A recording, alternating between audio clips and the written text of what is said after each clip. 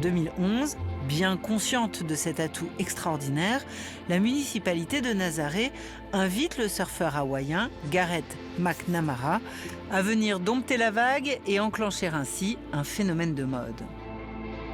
Cette année-là, il surfe une vague d'une taille historique, la plus grosse jamais enregistrée alors, près de 24 mètres. Des vidéos et des centaines d'images se mettent à circuler et vont rendre Nazaré mondialement célèbre. Nazaré a connu une évolution très significative à partir du moment où le record du monde du Guinness a été enregistré. À l'origine, il s'agissait essentiellement d'un village de pêcheurs et de touristes.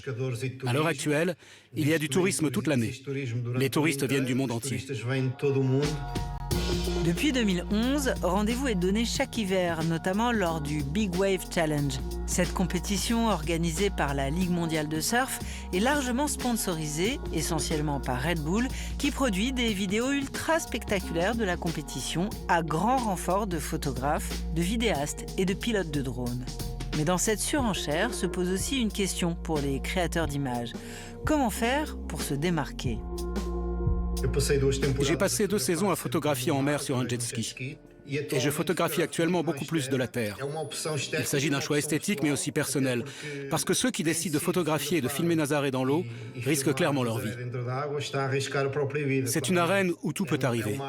À la moindre erreur, tant le surfeur que celui qui filme et celui qui conduit le jet ski peuvent être impliqués dans une situation très dangereuse.